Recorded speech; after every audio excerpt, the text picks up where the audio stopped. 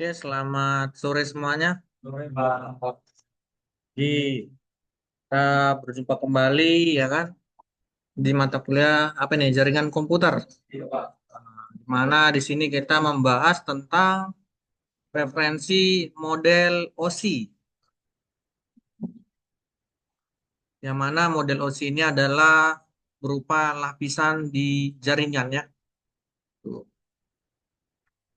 Kita lihat di sini yang pertama adalah mekanisme komunikasi datanya.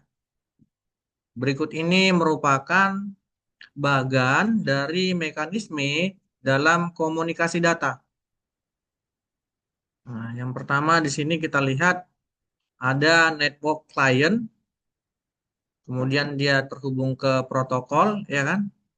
Kemudian dia saling berhubungan juga ke network adapter, kemudian sampai ke network kabel. Begitu juga kalau ada client, maka ada server. Kita lihat lagi jaringan server atau network server di sini. Dia terhubung ke network protokol, kemudian terhubung juga ke network adaptor. Adapter itu ya. Kemudian langsung ke network kabel. Jadi kedua ini saling terhubungnya antara komputer klien dan server.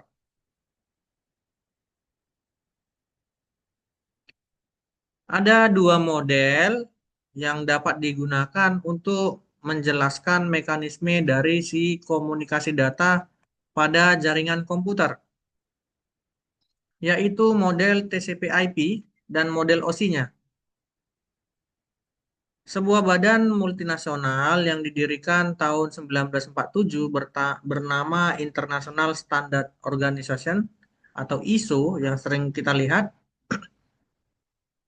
sebagai badan yang melahirkan standar-standar internasional. Nah, jadi ISO ini dia mengeluarkan juga standar jaringan komunikasi yang mencakup segala aspek, yaitu model OSI namanya. Kita lihat tujuannya di sini adalah membuat standar aturan dalam komunikasi data sehingga dapat terjalin komunikasi dari sistem yang berbeda tanpa harus memerlukan perubahan yang signifikan pada hardware ataupun softwarenya. Kita lihat lapisan OSI-nya. 7 lapisan di sini dibagi menjadi 3 subkelompok, ya kan? Yang mana di sini lapisan 1, 2, dan 3 merupakan network supportnya dari si layer atau lapisan-lapisan yang mendukung si jaringannya. Kemudian lapisan kelima, keenam, ketujuh ini adalah merupakan user support layer-nya atau lapisan pendukung untuk si penggunanya. Sedangkan si lapisan 4 dia berbeda sendiri yaitu transport layer. Ini berperan untuk menghubungkan user support layer dan network support layer. Kita lihat 7 gambar lapisan OSI. Ini dia. Jadi 7 lapisan inilah yang membuat keamanan jaringan lebih aman ya. Jadi sekarang membobol-bobol udah susah. Nggak segampang dulu. Coba tes bobol WiFi tetanggamu nanti. Bisa nggak tanpa tahu bisik-bisik dari orang passwordnya ya kan? Tesla kalau bisa. Saya sebelah rumah saya tukang internet. Nah, dia beli data besar, dia punya PT, kemudian dia jual ke beberapa komplek. Tapi saya coba-coba tes, nggak pernah jebol. Apa aja passwordnya saya coba-coba, nggak pernah tes. Nama anaknya, nama istrinya, ya kan? Nggak pernah jebol. Nah, itu di luar logika lah, ya kan? Yang dimana orang kalau buat password pasti kalau nggak nama anaknya, nama istrinya, ya kan? Tanggal lahir nggak mungkin, ya kan? Karena biasanya permintaan dari sistem itu adalah huruf dan angka. Kalau tanggal lahir aja nggak mungkin. Ini adalah urutan dari si lapisan OSI-nya, OSI layer. Yang pertama physical, yang kedua data link, yang ketiga network, yang keempat transport, yang kelima session, yang kelima presentation, yang terakhir adalah application. Kan ya? Jadi ingat, ini biasanya kalau kalian melamar kerja, kadang ini mau ditanya, 7 lapisan OSI.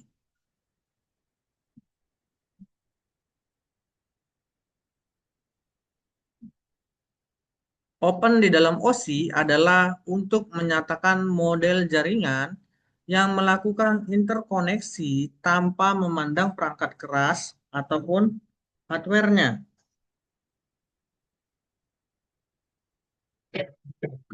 Yang digunakan panjang tata cara komunikasinya standar, gitu ya. Kemudian hal ini langsung menimbulkan yang namanya modularity, dapat dibongkar pasang. Jadi dia ini mengacu pada pertukaran protokol di layernya tanpa mempengaruhi atau merusak hubungannya. Kita lihat fungsi-fungsi dari si layer. Seperti di gambar atas, kita lihat seperti contoh jasa antar kurir. Di sini modularity-nya adalah pada level transportasi menyatakan bahwa tidak penting bagaimana cara paket sampai ke pesawat. Paket untuk sampai di pesawat dapat dikirim melalui truk atau kapal. Masing-masing cara tersebut, pengiriman tetap mengirimkan dan berharap paket tersebut sampai di Toronto misalnya, Toronto. Nah, ketika pesawat terbang tadi membawa paket ke Toronto tanpa memperhatikan bagaimana paket tersebut sampai di dalam pesawat itu. Jadi kita lihat di sini gambaran hal yang dilakukan oleh 7 layer OSI. Ada di dalam, ada di luar. Jadi dia tetap sesuai dengan urutannya ya.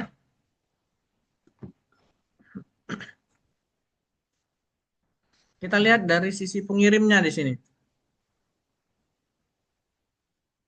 Setiap layer menambahkan sebuah header kecuali pada layer 2 yang juga ditambahkan sebuah trailer.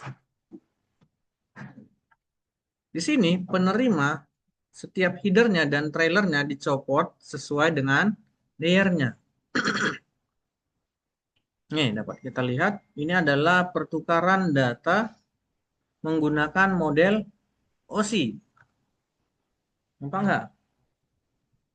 Nah, jadi ibaratkan kalau dia apa namanya? Mana ya? Ini dia. Kalau saya gambarkan di dalam PPT,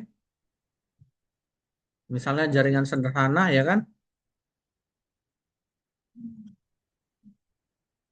Ini komputer server, ini komputer klien.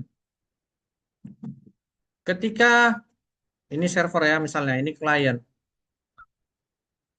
Biasanya yang bekerja itu adalah komputer klien. Di sini komputer server kebanyakan fungsinya menerima. Contohnya misalnya di Indomaret atau Alfamart atau minimarket yang lain. Itu yang dipakai adalah cuma satu komputer yaitu komputer klien. Komputer server dipakai untuk apa? Untuk nginput barang masuk. Apa barang saja yang masuk, yang dibawa truk, itu yang diolah. Sedangkan pada komputer klien, ini yang digunakan untuk kasir. Jadi dia akan me, apa namanya, menerima atau berjualan lah kalau kita bilangnya kan. Siapa yang beli dilayaninya. Jadi setelah selesai, tutup buku malam-malam, filenya misalnya dalam bentuk zip, misalnya ya kan. File zip ini akan dikirim ke sini.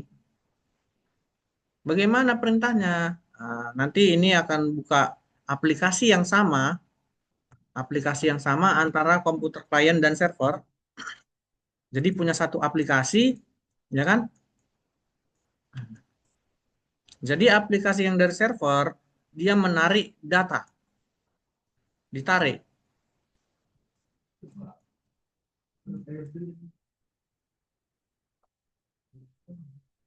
Ini ya, dia menarik datanya.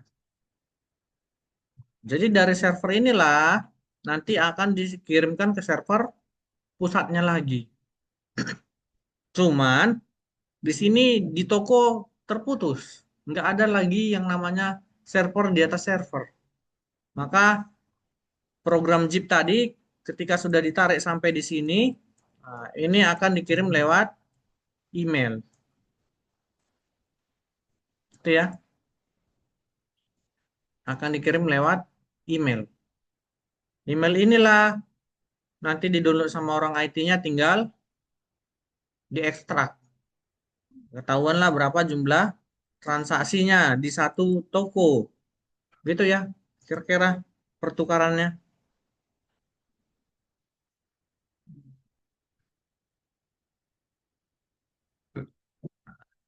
Misalnya ini, ada bahasa pair to pair. Yang saya contohkan tadi itu adalah pair to pair. Satu ke satu dia.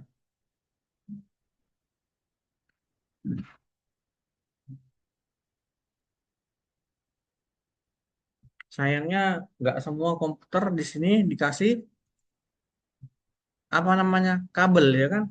Kalau di sini kasih nggak? Dikasih tuh. Cuman kalau kita cabut, dia kemana tuh? Tanah. Nggak ketemu ya.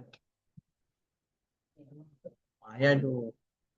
Seharusnya kalau ada dia satu kabel 1 meter ya kan, kita buat dari satu ke yang satu lagi. Nanti saya coba tanya ke itunya. Nah, nanti saya tanya ke orang IT-nya, bisa nggak pinjam kabelnya 4 meter atau 5 meter, satu meter dia dipotong ya kan, sama alatnya. Biar kita coba cara menyembuat kabelnya ya kan. Karena menyambungkan kabel itu pun penting. Jadi sebelum kalian menyambungkan kabel di sini, nanti kalian harus belajar dulu yang namanya urutan kabel. Masih ingat urutan kabel? Hmm, apa yang duluan? Putih, kita yang strike aja yang gampang. Nah, putih orange, orange. Putih hijau, biru. Yang kedua disilang sama yang ketiga. Setelah putih hijau biru, balik lagi putih biru hijau. Baru yang terakhir apa? Putih coklat, coklat. Itu ya. Tapi kalau yang cross ini beda. Yang satu seperti tadi urutannya, yang satu lagi beda. Itu ya. Jadi itu harus bisa lah kalau ngapai kabel. Karena nanti kalian kalau dites di beberapa perusahaan itu kadang ditanya, ya, tahu urutan kabel? Katanya. Apa kalian bilang? Tahu ya kan? Jangan kebanyakan goyang-goyang kaki. Nanti mejanya gini-gini dia waktu pas dites ya kan? HRD-nya bingung, apa ini? Gempa atau apa tuh yang begini?